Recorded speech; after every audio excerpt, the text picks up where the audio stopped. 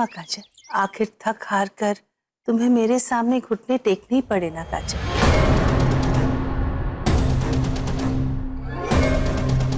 जाओ जाओ और अपने ससुर का सामान जल्दी से अच्छी तरह से पैक करना।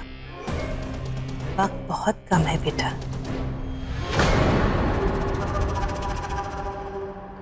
जाओ ना। इतना ओवर कॉन्फिडेंस अच्छी बात नहीं है माँ जी।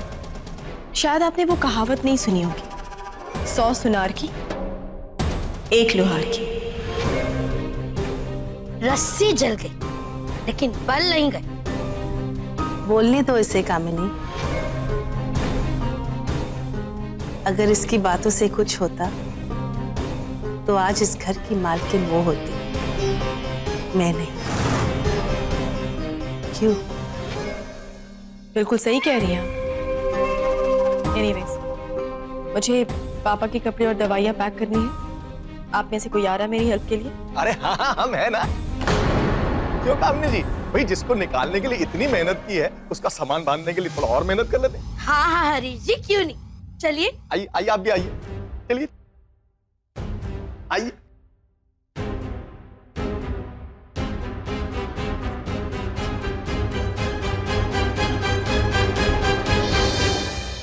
नहीं काकी, ऐसी बात नहीं है। आप मुझे गलत समझ रही हैं। क्या गलत समझ रही हो नीति?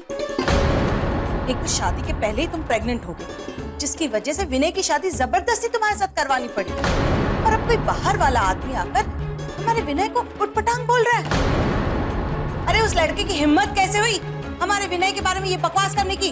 काकी प्लीज ऐसे मत बोलिए, शांत हो जाइए। ठीक है, तुम चाहती हो तो मैं चुप रहती हूँ, लेकिन ध्यान रखना आगे से कोई भी बाहर का आदमी हमारे घर के मामले में दखल नहीं करेगा।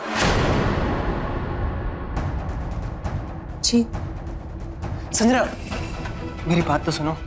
मैंने कहा था ना तुमसे, और अब तो तुमने खुद सुन भी लिया कार्तिक। ये लो, मैं यहाँ पे अपनी बहन की हेल्प करने की कोशिश कर रही थी, और तुम हो कि मुझे ही गलत समझ रहे हो। नहीं संजना, ऐसा नहीं है। इट्स ओके कार्तिक, तुम रहने दो। मेरी ही गलती है जो मैंने तुमसे हेल्प मांगी। अपनी बहन के लिए मैं खुद ही कुछ कर लूंगी। संजना, आई एम सॉरी, मैंने तुम पर पूरा विश्वास नहीं किया, लेकिन अब मैं तुम्हारे साथ हूं। ये रिंग पहन लो please. And I promise you कि मैं नीति और विनय को अलग करके